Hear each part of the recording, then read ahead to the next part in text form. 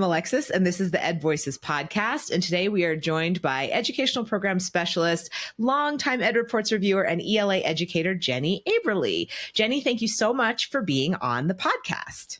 Hi, Alexis. I'm really glad to be here today. Awesome. Well, to start out, can you tell us a little bit about yourself and your journey in education? Sure. I will try to keep this short. I think this is my 30th year in education. Wow. I spent probably my first 10 years in the classroom in a very rural school first and then a suburban school. And then I transitioned to Jefferson County Public Schools in Louisville, Kentucky, served as a classroom coach there, and then moved to the district level as the high school ELA curriculum specialist, which means a lot of different things in a lot of different places. For me, that meant I was in charge of all of our high schools' ELA programming, curriculum, professional learning, about 25 high schools in our district. So it was a big job. Then right after 2020, I transitioned to work for a nonprofit in our state where we really focus, it's the Collaborative for Teaching and Learning, and we focus on working with schools not just in Kentucky, but throughout the country. And really our focus, my focus is working with the adolescent literacy model. We call it ALM, and really supporting teachers in how to help kids become better readers and consumers of text. And we do other things too, but that's where I really focus in. I've also spent a lot of time during my career working on just becoming more knowledgeable about all things ELA and literacy, reading and writing and speaking and listening. That's really become my passion, especially these last, 15 years or so, is just really helping teachers become better at their craft and how to reach our students, because teaching is very different than it was when I first started. Absolutely. It seems like, your passion is very clear. Was that part of what inspired you to become an EdReports reviewer in the first place? Absolutely. So I had just transitioned into the role of specialist in when the Common Core came in. Kentucky was one of the first states to adopt. And so I became really involved in trying to learn more about those standards. I worked with Achieve the Core, went to a lot of trainings through them. And something that started happening where all of these textbooks came out with the stamp on them that said Common Core aligned. And they weren't. They just had that stamp so people would purchase. And that was very frustrating to me as someone who was in charge of trying to help teachers make sure instruction was aligned to the standards. And so then I learned about this new group called EdReports and what they did. And I just had to be a part of that because I wanted to be part of the solution to helping make sure materials were truly aligned. And I didn't have the skills to do that on my own. I needed to learn what I didn't know and what I needed to know to help make sure teachers had good quality materials in hand. So that's where it all started for me. That's so cool. Yeah, you've been with us through many iterations of the review process. How do you feel that the process has evolved or has improved over the years? I think definitely an improvement.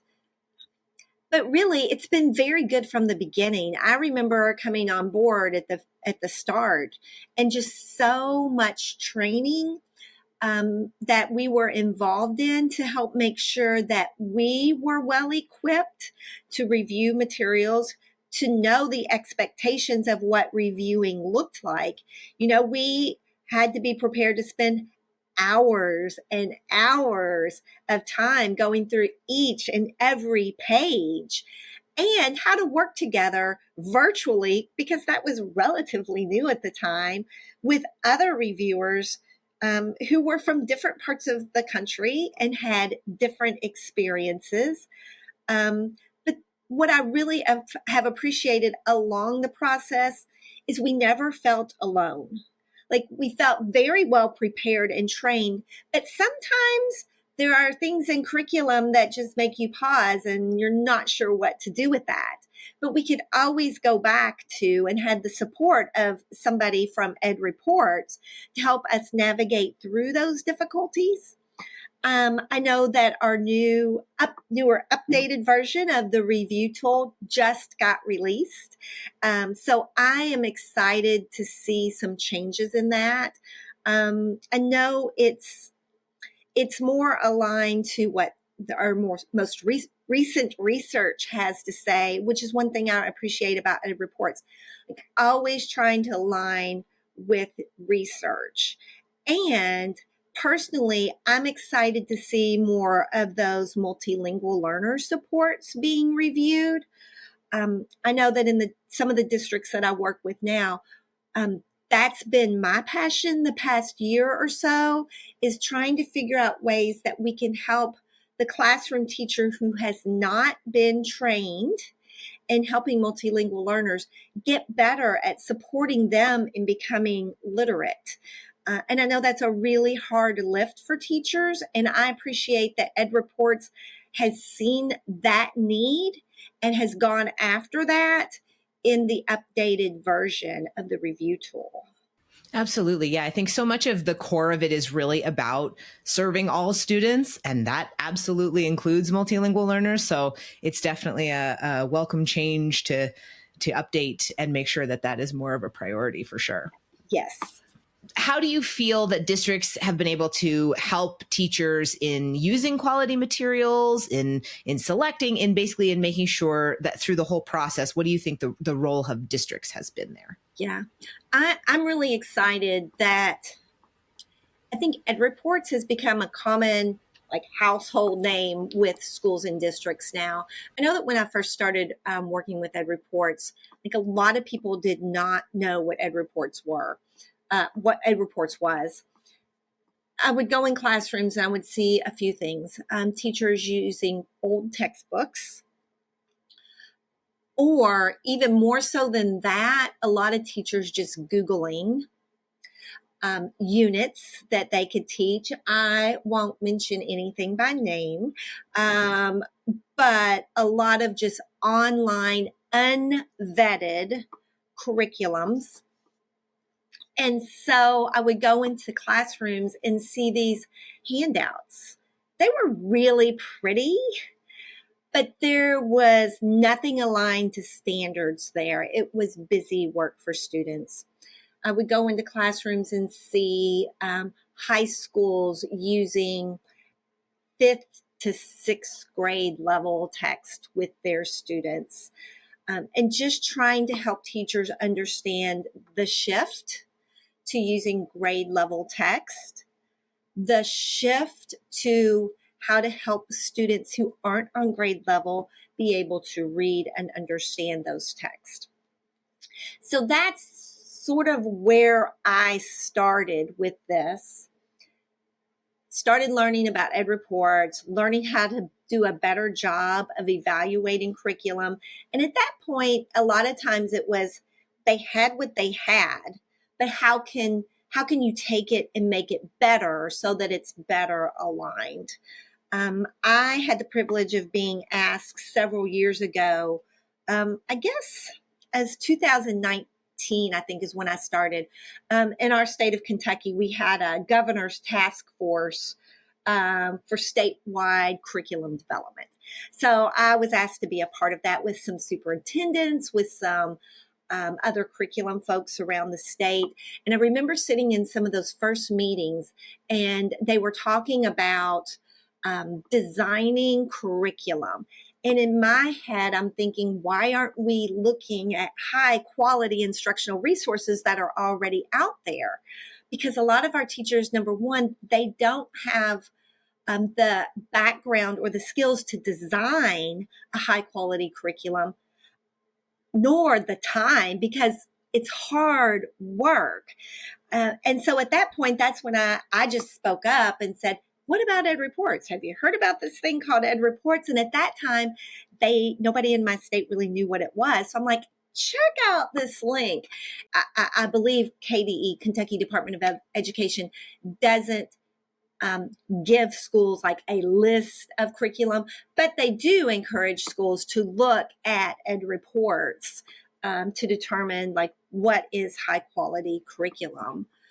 And yay, that's a great start, but that's not the end of the journey to implementation. That's just step one. And I think one of the biggest challenges that we face in schools and districts face in this process is helping teachers and schools make connections across different expectations and requirements, right? So we might have a high quality curriculum, but we also might have other things within our states or districts that are expectations of teachers. So I think it's really important that we help teachers see connections among all of those and how all of them working together can be helpful for students in student learning. I think that's sort of the space where I live in right now, because I work with a lot of different schools and districts, and they all have different expectations. And having lived in the district world where there were a lot of different expectations, I just see the power of helping teachers understand and see how things work together. Because otherwise we've got to do this and this and this and this. And it's overwhelming. Like nobody can do all of that realistically. So just helping make connections is important. We often say curriculum is not a silver bullet. It's a part of the larger, piece. And, you kind of touched on it a little bit there, but like, what do you feel is sort of the role of curriculum in kind of the overall path to student success? Right. So it's the what, right? Mm-hmm. It's the curriculum is the what. But the how matters as well. And I think it's lovely that when you purchase or adopt a curriculum, like they come in and they offer some training for teachers, right? At the beginning of the school year. But then unfortunately, that's sort of where the training stops. And that should be where the training starts. Because a lot of the curriculums, and having reviewed, there's a lot. So much. And I get it. Like we're wanting to meet the needs of our special education students and our multilingual learners and our advanced students and our students who are just maybe behind in reading. And we want to have reading and writing and speaking and listening and vocabulary and language and grammar and. So it's a lot for a teacher to navigate, and they really need ongoing professional learning to help them figure out how to choose. Because realistically doing it all, like it's just unrealistic with the amount of time teachers have with students. So they're going to have to learn how to choose and how to navigate. And I think that's where the journey starts. Teachers, schools can adopt a curriculum, but the journey begins with implementing. And so it's the what and the how working together, and that ongoing support from someone who can help them make those choices. Also, I think we're all smarter together. And I hate to see a teacher working in isolation. It gets very lonely and you have questions and you're not sure. But if you can work with or partner with a teacher or a PLC, or teachers from one school work with teachers from another school, just having thought partners to help break down this big curriculum can be really helpful for teachers along the process. I did a webinar recently with Tom Guskey, Dr. Guskey, who's done a lot of work out of the University of Kentucky.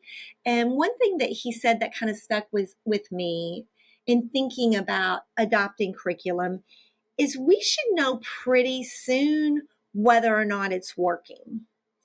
I had always heard that there's like a 3-year time period for us to be able to really know if a curriculum is working. And I still believe that to some point, like it takes time. Change takes time. But a teacher needs to have those little checkpoints along the way to know if it's working. And so that just gave me time to pause and reflect on, okay, what what might be those little checkpoints that we can use 6 weeks in, 3 weeks in, to know how are we doing? Because we can't wait for 3 years.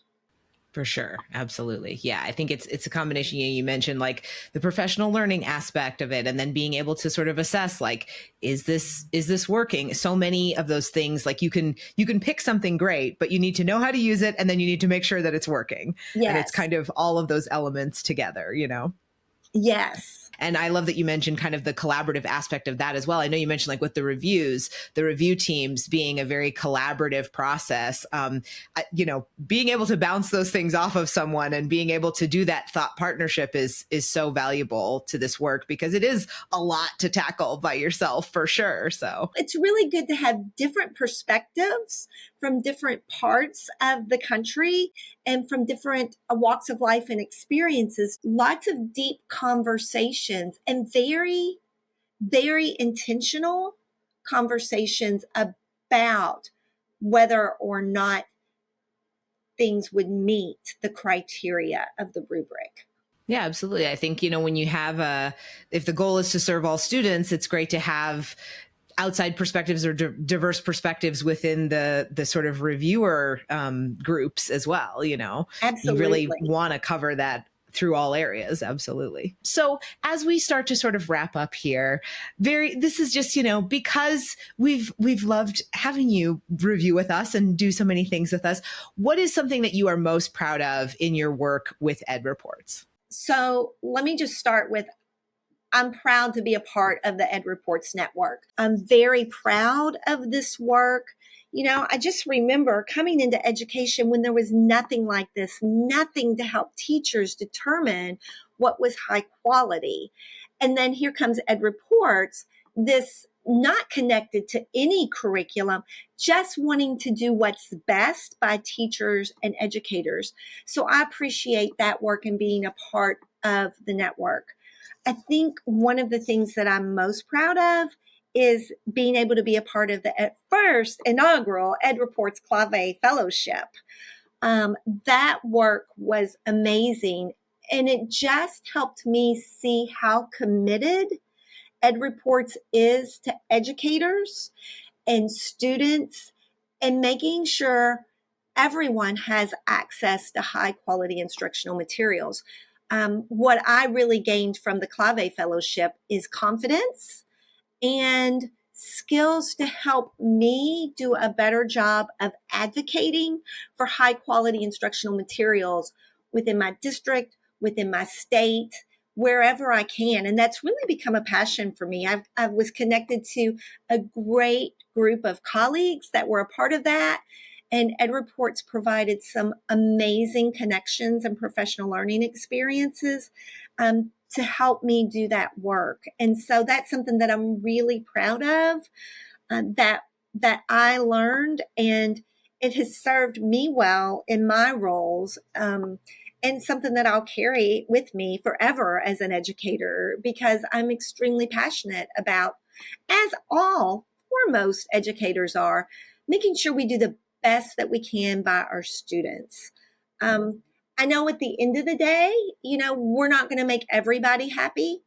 That's true with anything in life. And there are going to be people who question the integrity or the quality. I will never question that on EdReports because I've been a part of the process. Things are very transparent. And we all have this growth mindset. Continuous improvement is the goal here, to always do what's best by teachers and students. So I'm super proud to be a part of a network that does that. And is just, I think, providing a much needed service. Yeah, I think, was there any particular moment, because you've worked with so many teachers and educators, was there any particular moment where, like, you had kind of this, you saw the sort of inspiration. You saw like a teacher where the materials really connected with them and they were able to say, oh, this suddenly makes sense here. And I'm able to help students this way. I know sometimes we've had educators talk about times when like a student will connect with a book or something. And it's the first time that the student was really inspired to read. But kind of from the other side of that, with some of the teachers and educators that you worked with, have you seen sort of any specific times where there's been like, oh, now I'm able to do this because of these quality materials? Yes. You know, I was an English teacher, so I know sometimes English teachers are the worst when it comes to using a textbook. Like, we all have our favorite books and literature that we want to teach. And I remember working with a particular teacher who did not really want to use this it was a high quality curriculum. And I said, you know what, just give it a try. So the teacher did, and we sat side by side and kind of went through this unit, the texts that were there. I think a lot of teachers feel like if you use a textbook or a curriculum, you don't have choice. But the beauty of this particular example was the teacher saw that they did still have choice. And because the high quality resources, specifically the text, were already there for the teacher, like they didn't have to spend the time looking and digging for the text. They had a great place to start, and they used some of the suggestions from the curriculum, but this was a really strong teacher, and they used some of their own ideas and skills, that how piece, to deliver and to help students engage with the text.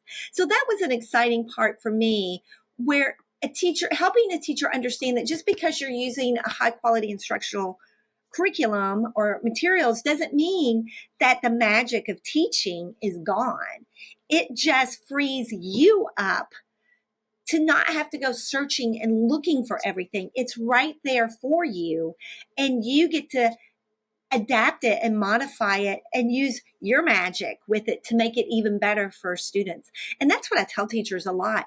Using HQIM doesn't mean you don't have choices.